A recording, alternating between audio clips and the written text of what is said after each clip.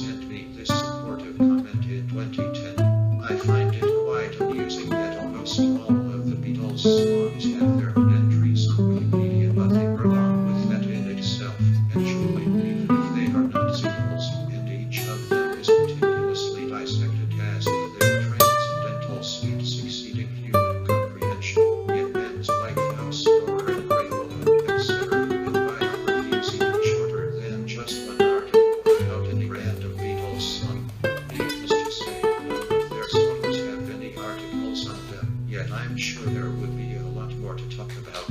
Moreover, if you had put any bad review of their album on the site with the intention to show the broader scope of opinions, you've risked your life there, since such fanatics don't accept the simple sign of trying to be objective.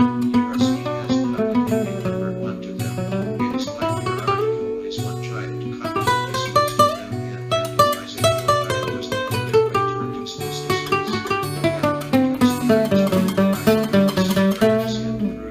By Daniel Vogel, the Beatles most certainly belong to the history of the 60s, but their musical merits are best dubious. The Beatles came at the height of the reaction against rock and roll when the obvious teen idols, reversely replaced the wild black rockers who had shown the radio stations and the conscience of half of America.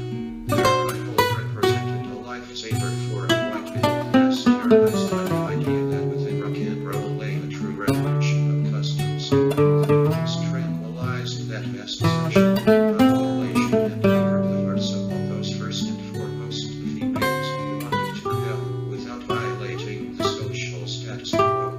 The contorted and lascivious faces of the black rock and rollers were substituted by the innocent smiles of the Beatles. The unleashed rhythms of the first were substituted by the catchy tunes of the latter. Rock and roll could finally be included in the pop charts. The Beatles represented the quintessential reaction to a musical revolution in the making, and for a few years they managed to run this enthusiasm into the ground. Furthermore, the Beatles represented the reaction against the social and political revolution. They arrived at the time of the street protests of pop delivery communities, and they replaced the genetic emphasis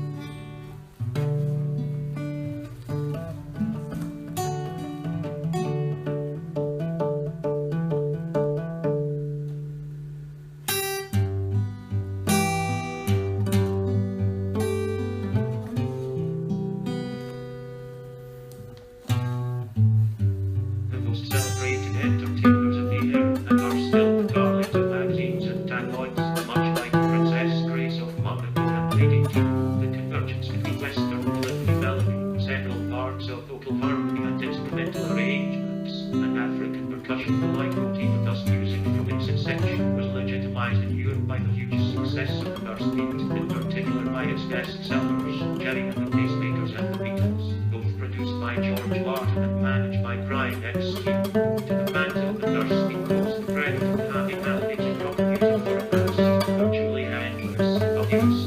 They were able to interpret the spirit and technique of rock and roll while celebrating it from its social circumstances, thus diffusing potential explosions.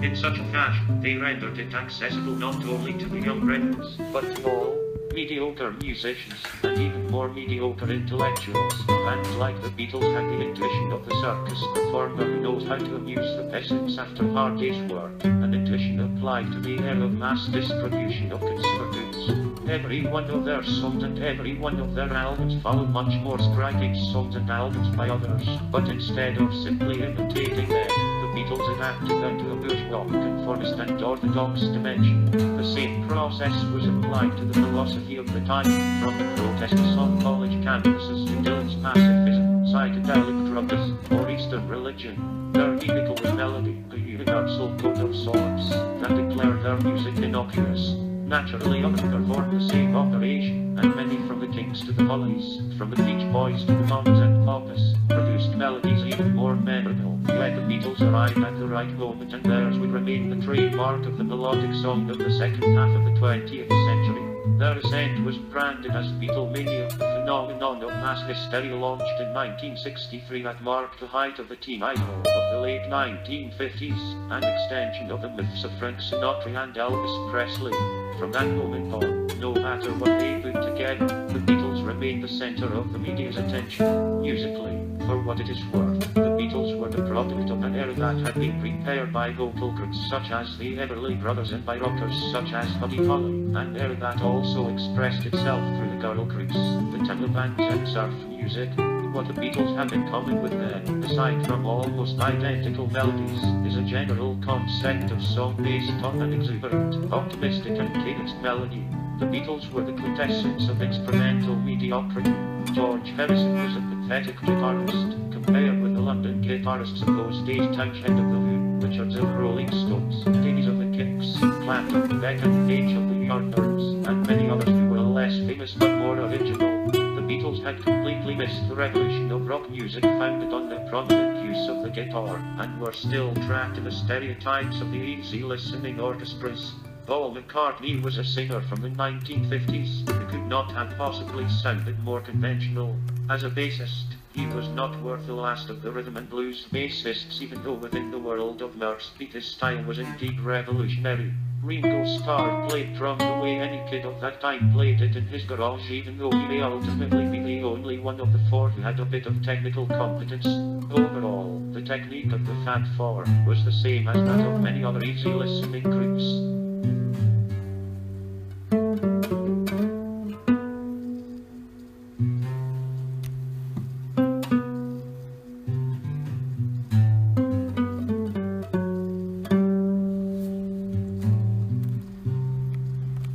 Theirs were records of traditional songs crafted as they had been crafted for centuries, yet they served an immense audience, far greater than the audience of those who wanted to change the world, the hippies, freaks and protesters.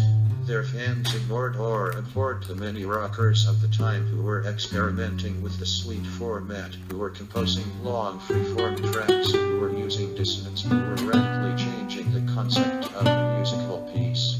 The Beatles fans thought, and some still think, that using trumpets in the rock song was a revolutionary event, that using background voices, although barely noticeable, was an even more revolutionary event, and that only great musical geniuses could vary so many styles in one album, precisely what many rock musicians were doing all over the world, employing much more sophisticated stylistic expressions.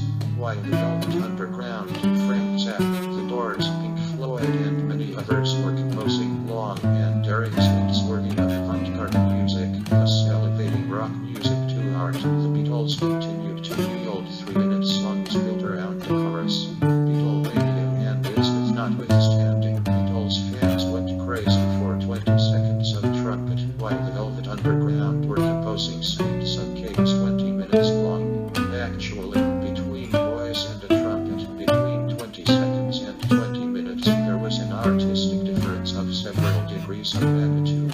They were musically, sociologically, politically, artistically, and ideologically on different planets. Beatlemania created a comical temporal distortion.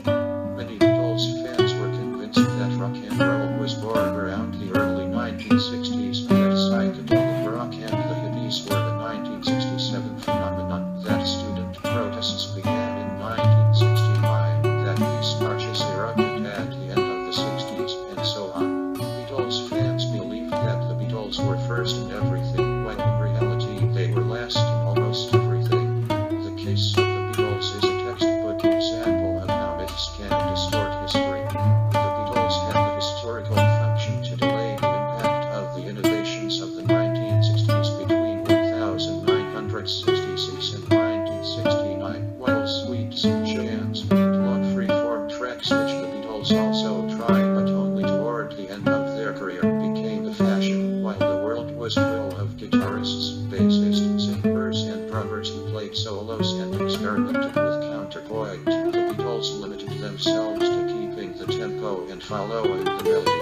Their historical function was also to prepare a more conservative audience for those innovations. Their strength was perhaps in being the epitome of mediocrity, never a flash of genius, never a revolutionary thought, never a step away from what was standard, accepting innovations only after they had been by the establishment. And maybe it was that chronic mediocrity that made their fortune. Whereas other bands tried to surpass their audiences, to keep 2 steps ahead of the myopia of their fans traveling the hard and rocky road, the Beatles took their fans by the hand and walked them along the straight path devoid of curves and slopes.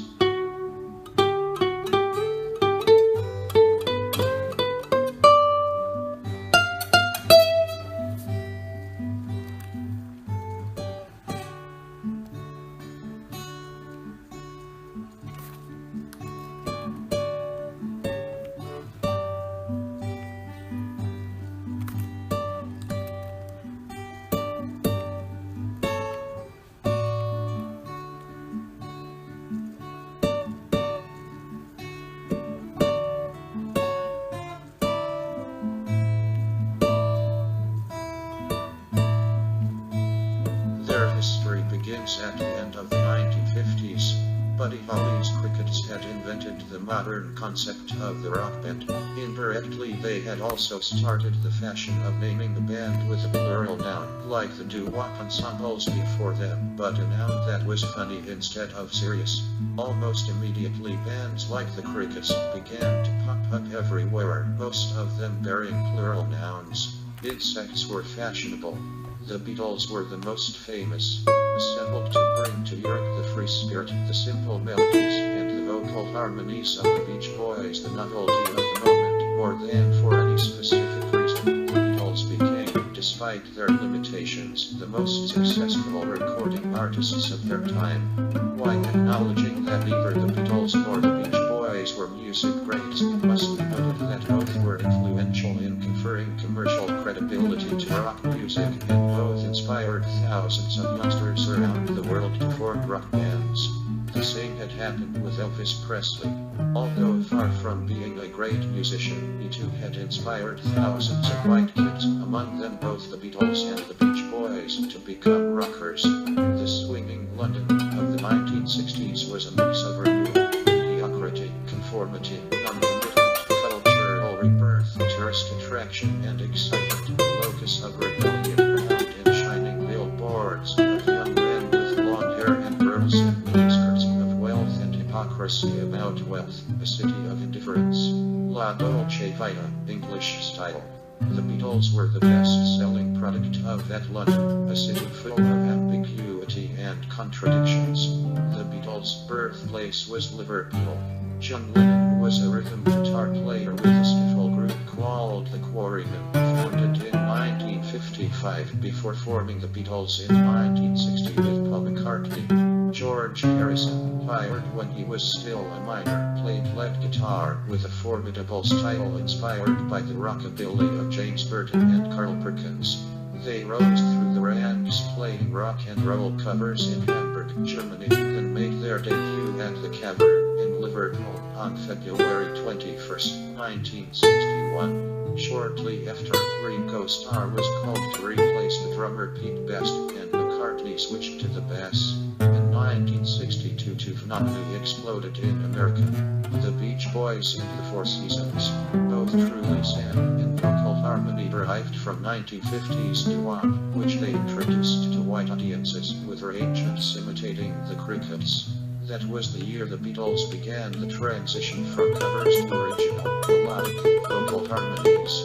One of the first recordings of the Beach Boys had been a revision of one of Chuck Berry's songs. One of the first recordings of the Beatles had to be a revision of one of Chuck Berry's songs.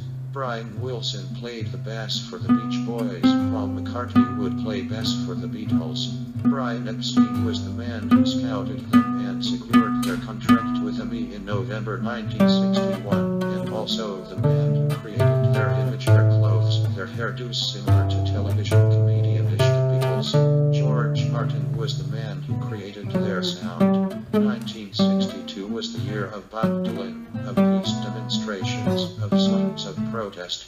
Precisely in 1962, far removed, diametrically opposed really to the events that dominated us as society, the Beatles' debut with the 45 Love Me Do, recorded in September 1962, a jovial rhythm and blues led by the harmonica in the style of Delbert McClendon. By the end of the year, the song had made the charts. In February 1963, the band reached #2 with Please Please May. In the space of few months, diligent marketing strategy, ingeniously managed by Brian Epstein, unleashed mass hysteria.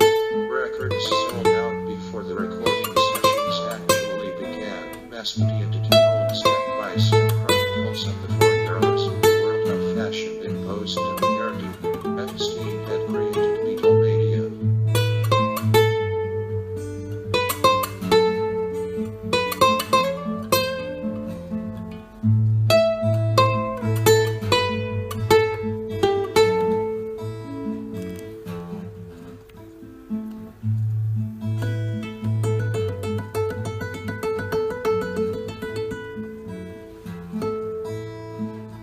The overflow of fanaticism around them demanded refinement of their style. They began to utilize new instruments. The more they dissociated themselves from their rhythmic influences, the faster their style became more melodious. Through From Me to You, the rowdy She Loves You accessorized with the first heavies, and I Wanted to Hold Your Hand, a heavier rhythm enhanced by clapping, all number ones on the charts of 1963. They fused centuries of vocal styles, sacred, Sabbath and song, music hall, folk ballad, gospel and voodoo in harmonious and crystal clear format for heavy chorus. Variant of the same process had been adopted in the United States by the Shirelles. For the most part, it was Buddy Holly's jovial, childish, catchy style that was copied, speeding the tempo to accommodate the demands of the twist. The twist was the dance craze of the moment. Fast beats, suggestive moves, and catchy tunes. The Beatles sensed that it was the right formula. In the USA, nobody had gotten yet, and only man-made versions of Please Please Me March 1963, and with the Beatles November 1963 had been released. In January 1964, they decided to invest significantly, and I Want to Hold Your Hand reached the charts together with the Beatles' first house album, Meet the Beatles Capitol, 1964. In the States, cleanse at last of the perverted and immoral rock and roll scum of the 1950s, the charming and polite verse beat of the Beatles delighted the media. After their first tour in February 1964, and their appearance on the Exile show, their 45s were solidly on top of the US charts. In April 1964, they occupied the first 5 positions. After all, their sound was drenched in US music. Their vocal style was either that of the hard rockers like Little Richard, or the gentler call and response of drifters echoing one another and stretching the word for several beats of screaming chords he had shaking in falsetto. The choruses were Buddy Holly's, the harmonies were the Beach Boys, and the instrumental parts were remakes of Twisting Bows. The secret of the Beatles' success in the USA as in the UK was the simplicity of their arrangements. Whereas the idols of the time were backed by complex, almost classical arrangements, and at times even by studio effects, the Beatles employed the elementary technique of surf music, completely devoid of orchestral support and surreal effects. At a time when singers had become studio subordinates, the Beatles managed to re-establish the supremacy of the singer. The youths of the USA recognized themselves in a style that was much more than the manufactured one of their teen idols, and by default recognized themselves in the Beatles precisely as they had